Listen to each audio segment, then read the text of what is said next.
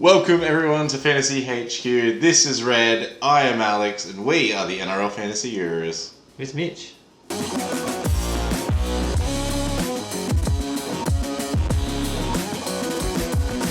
Yes, week 10 is here, and does something feel missing to you, Red? No, this feels about right. Yep, no, this feels a notable absent this week with Mitch not here. Now, we have some sad news. Did he get an going injury? forward. Is he concussed?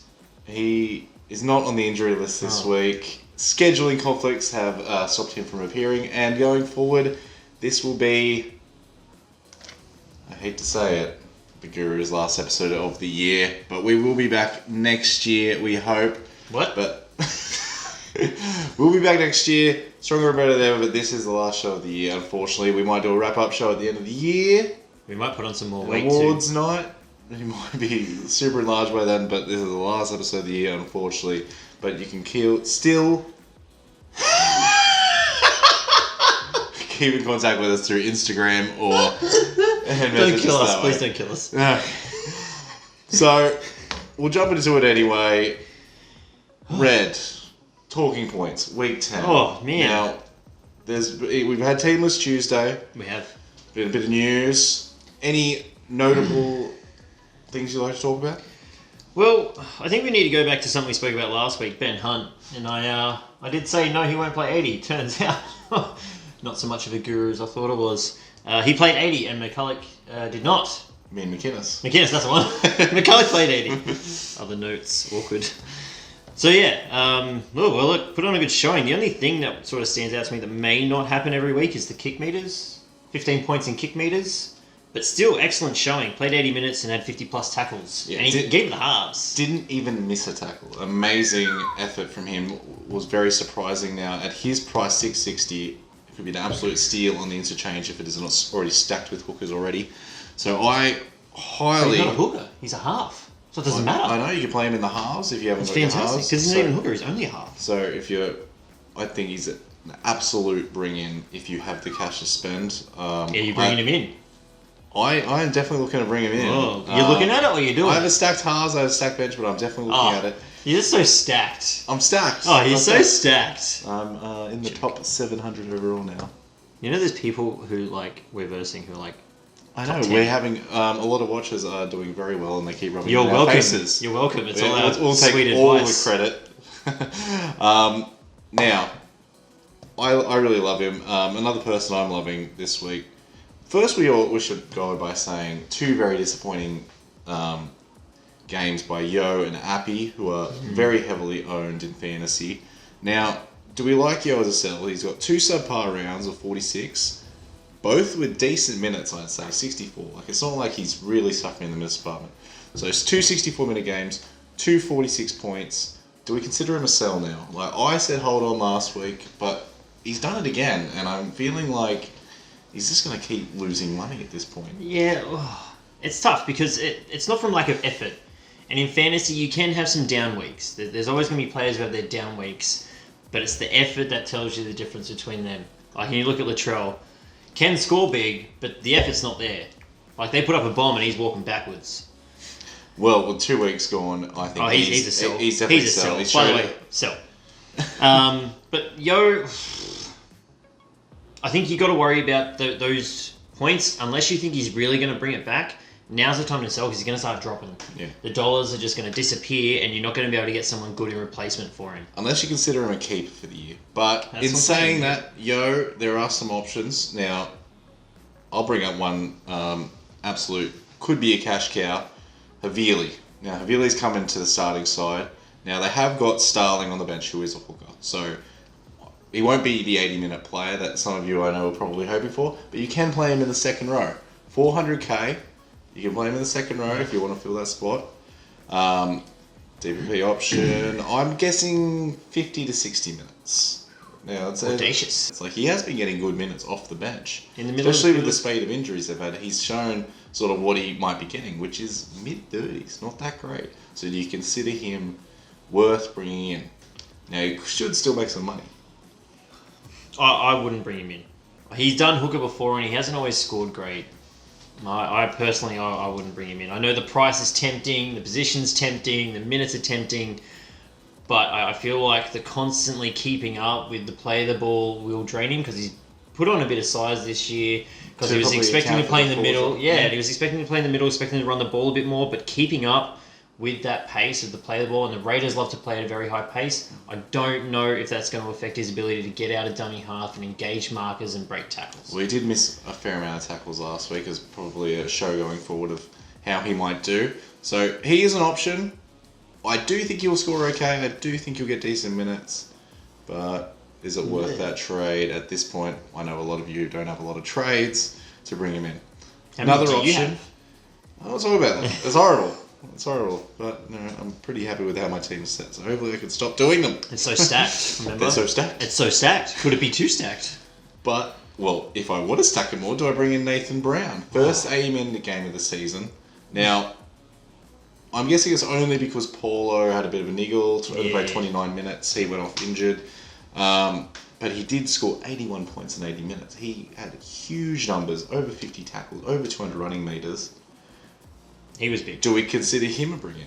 Well, he went to his old self. Like, he was an absolute fantasy must, what, a year and a half ago? Absolutely. An absolute must. And he had some huge numbers. He was scoring an average of 60s. And even back then, the points weren't as big as they are now. And he was scoring big 60s. I love him. I think if you're going to get him, you got to get him now. Because I think, that 80, it'll lower his break even. It's just going to keep shooting through the roof. So, I don't think he'll continue to play 80, but he has been showing he's been playing over 60 minutes in previous weeks. Yeah, and he's been quite consistent. So he's been quite consistent. So I like him as bring in 660,000. You bring in Takiaho, another one. You could downgrade for only front row forward, but he's been scoring huge as well. Can he keep playing those minutes? Well, he was coming back, either Butcher or him suffer. Someone's got to suffer there for minutes. Better not be Butcher. Better not be Butcher. I know you have Butcher. I like that clean cut of meat. As I mentioned before, Appy, another one who scored well. I consider him a keeper still. His worst scorer of the year.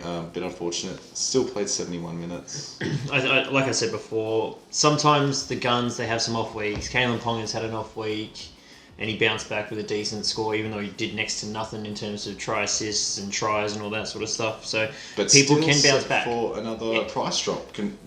Possibly, if you wanted to bring him. If you're considering bringing him in, maybe you could wait one more week. High 70 break even. Another one you could. Well, if you've got Tedesco, you could do a clean swoop, get RTS and Ponga in 1 week. Probably for close to the cheapest they'll be all season. Cheapest they will be all season. Another one you could potentially wait a week for, Jazz Tavanga. Now, got a low I score thought he'd be last starting week. this week. I thought for sure he'd be there. Well, he's not. He's still on the bench, so in a high break even. Could be 1 week, 2 weeks. Juicy. And when he will start eventually. Carl Lord won't hold that lock. He can't. Position. I could even possibly seen it switching. Maybe a late round switch. Carl Lawton's a perfect bench player. He's no Jazz Tavanga. But 31 minutes, 33 points. Tavanga showed he will be still that point per minute player that we love. He will be. Anyone else? There's some great mid-range options here. Totola has got a 3-round average of 50.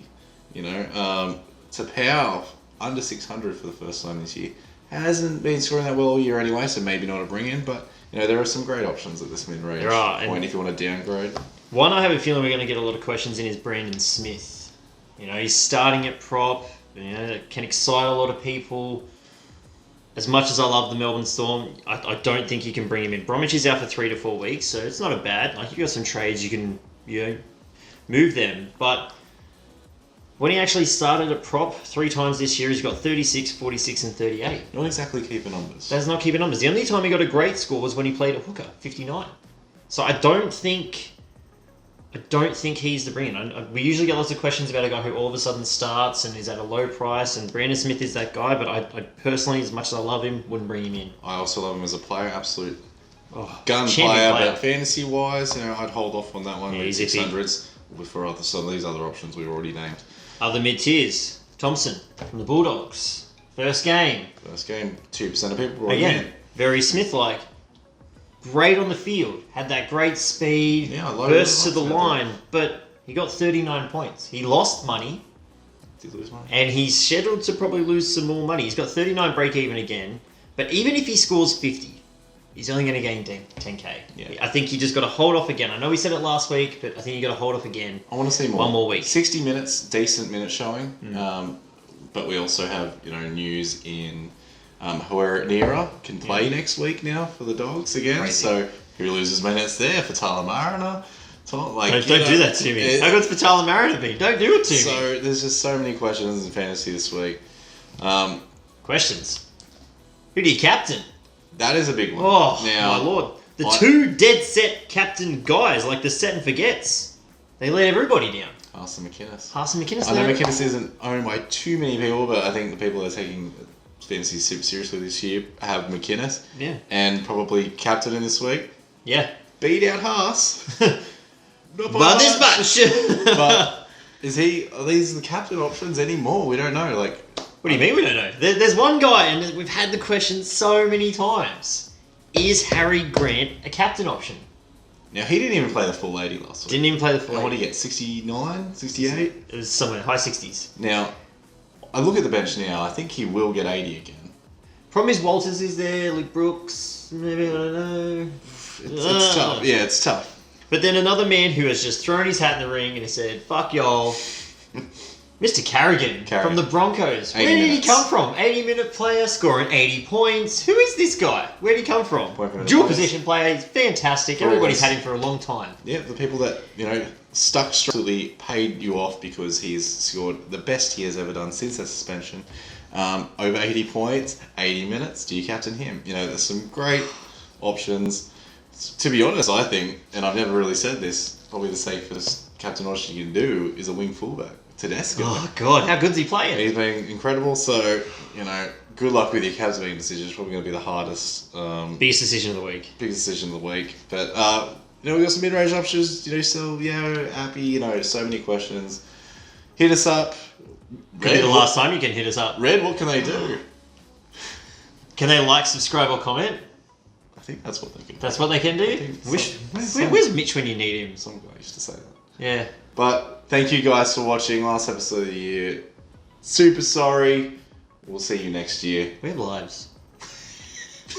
Work. This doesn't pay.